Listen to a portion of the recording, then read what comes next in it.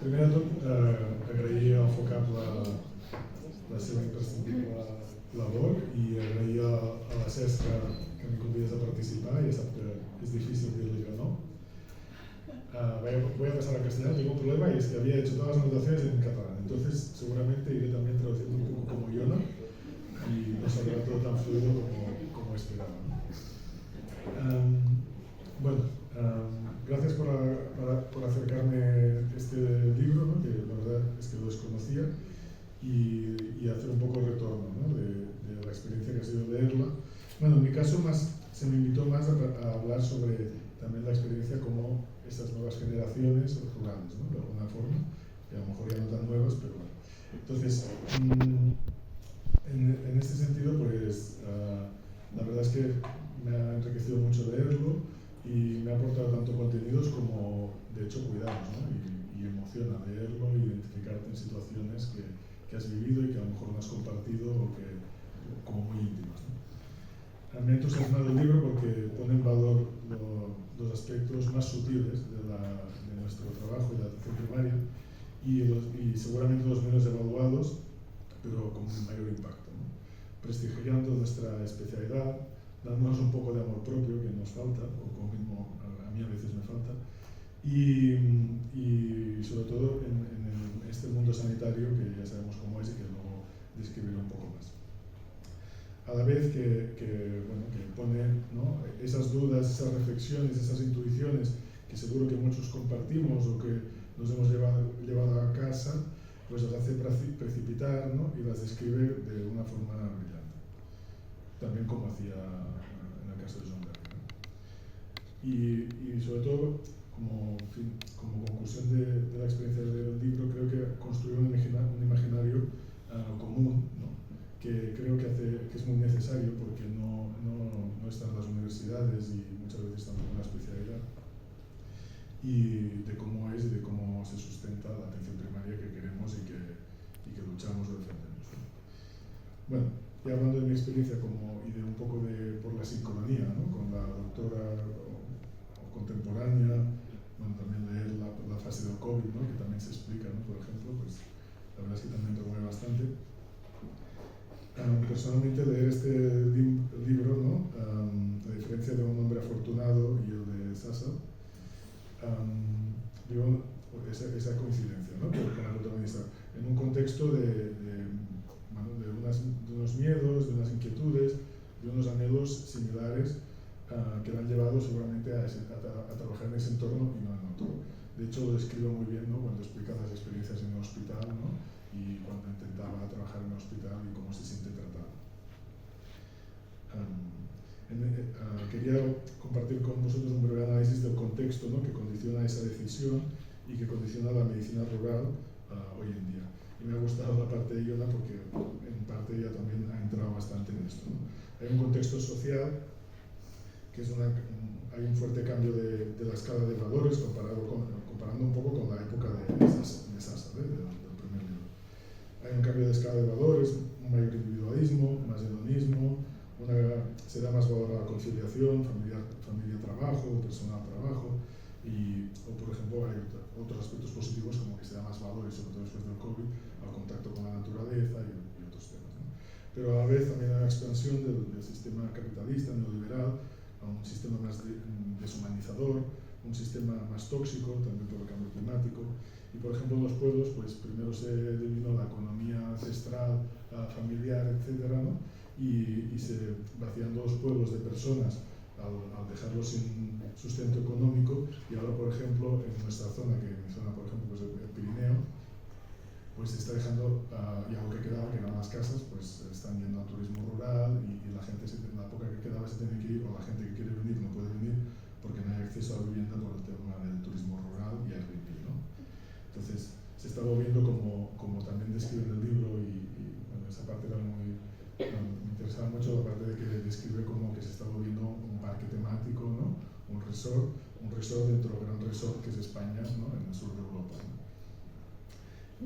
Por otro lado, también tenemos ese contexto social de la España vaciada, con todas las problemáticas que genera, pero también surgen cosas interesantes como los movimientos que está habiendo recientemente más en la asentamientos neorurales de personas que en este cambio de escala de valores y sobre todo después del post-COVID también pues están apuntando ahora en España, en Francia y otros países hace más años, a volver un poco a las zonas rurales valorando otra forma de vida, otros ritmos.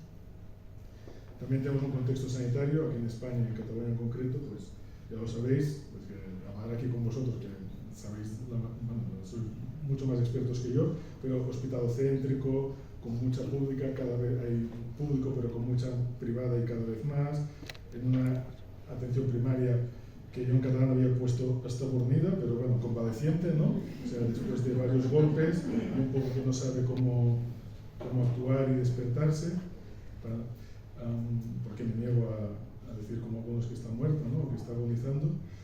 Desigual, un sistema desigual, injusto, sobre todo y más aún en salud mental, centrado en la medicalización, en la gestión y en la inmediatez. Con una falta grave de profesionales, muy grave, eso es lo que sufrimos más todos, y obviamente eso viene de una falta de proyección política y de planificación. Y con unos cambios sociales que a la hora de ejercer impactan en la consulta, ¿no?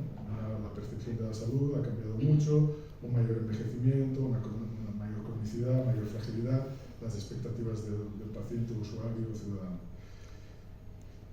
Por otro lado, tenemos un momento de atención primaria, que como hemos dicho, pues está convaleciente, o como escribe el libro, en algún momento una muerte por 1000 cortes para la relación médico-paciente, ¿no? Hoy la atención primaria en muchas ciudades y pueblos no es atención primaria en salud, tal y como la entendemos creo que todos los que estamos aquí y como la entiende la OMS o otros organismos. Y nos lo tenemos que decir, ¿no? O sea, eso no es atención primaria por falta de accesibilidad, de tiempo, de longitudinalidad, etc. Y estamos haciendo otras cosas y eso nos desmotiva profundamente. Y no lo es porque los profesionales se hayan acomodado o vivan mejor, hayan establecido privilegios, en la gran mayoría de casos, al contrario, eso esgota a los profesionales, los quema y los centrifuga a otros países, a otras especialidades o a otras profesiones. Y como más motivado estás por la atención primaria, más te entusiasmaste en la residencia, con tus buenos tutores, etcétera, y más humanista o más sensibilidad tienes, pues más probabilidades tienes de terminar así. Que es una pena porque seguramente es lo que se necesita más para esas relaciones que poníamos en paz. Por otro lado, en la medicina rural, ya yendo de la primaria, vamos bajando de social, sanitario, primaria, medicina rural, también tiene sus dificultades y mancanzas o faltas. Por ejemplo, en tema personal, a nivel personal, y se describe mucho en el libro, ¿no?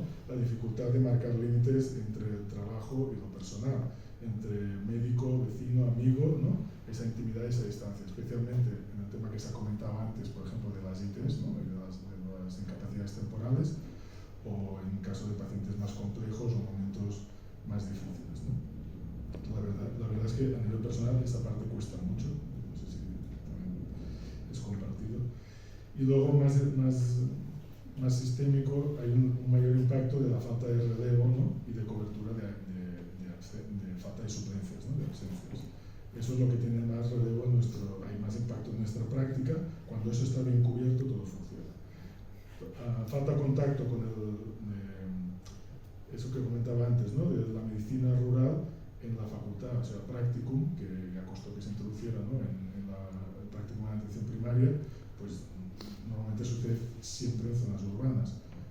Poner en valor que a lo mejor estaría bien hacerlo también en zonas rurales ya de un inicio, porque seguramente cuando van en zonas urbanas ven a un médico que está quemado y una forma de trabajar que obviamente no es nada atractiva.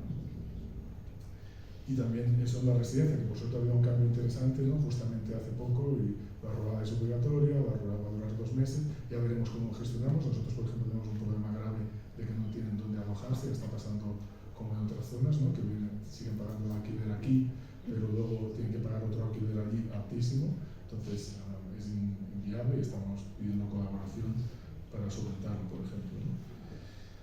Hay poca valoración, como comentaban, por algunos especialistas hospitalarios, una gestión muy urbanita, muy barcelonacéntrica, ¿no? que no responde para nada a las necesidades rurales, y siempre tenemos que estar luchando en esa especificidad, en esa dispersión geográfica, en esas dificultades en la atención que tenemos nosotros. Hay una exagerada burocratización, tenemos el problema de, por esa dispersión, un kilometraje, y eso sí, pasamos muchas horas al volante, y para eso hay poca infraestructura adecuada, pocos coches, los materiales, los uniformes, etc. Pero bueno, también la rural es, bueno, la rural y algunos centros urbanos afortunados y resistentes son y pueden ser lo opuesto, ¿no? Y de alguna forma ser un santuario, un baluarte, había puesto yo en catalán, de la atención primaria, ¿no? Un sitio, un buen sitio donde curarse las heridas, reconciliarse con la medicina familiar y comunitaria, de alguna manera, como Caparazón que comentaba antes, ¿no? La cueva donde esconderse para mudar un poco el caparazón, y donde dar esperanza para que puedan surgir cambios. Este, de hecho, es el principal objetivo que tenemos cuando vienen residentes, normalmente bastante hastiados de la residencia en tercer y cuarto año, a rotar con nosotros. Y la verdad es que se cumple bastante al final del mes que están ahora. La verdad, en la rural puede ser más como antes, que en catalán es antes, ¿no? En las zonas rurales, que se utiliza bastante y me gusta. Entonces, más como antes, con más tiempo, más slow medicine, de alguna manera, ¿no? Pero más atención primaria, porque hay más accesibilidad y hay más longitudinalidad, y eso es un hecho. También, por otro lado, tiene otra cosa muy positiva para esa parte de amor propio, es que hay mucho más reconocimiento por parte de la población y por parte de las instituciones locales. De hecho, ahí hay un paradigma interesante, la diferencia entre cómo defienden la atención primaria los alcaldes de los pueblos y cómo se defienden las ciudades, ¿no? O sea, no tiene nada que ver, y allí hay una diferencia política abismal, y bueno, eso pone en valor. También es una presión, para cuando nos cogemos vacaciones o otras cosas, pero que es interesante también esa reflexión. Y eso, hay mucha conciencia, ¿no? de ese impacto que tenemos, el ser o no estar allí. Impacto económico, impacto demográfico, los pueblos se mueren cuando se quedan sin médico, y es así, y son muy conscientes, ¿no? Y más aún con el envejecimiento de la población que decíamos, la soledad que se comentaba, etc.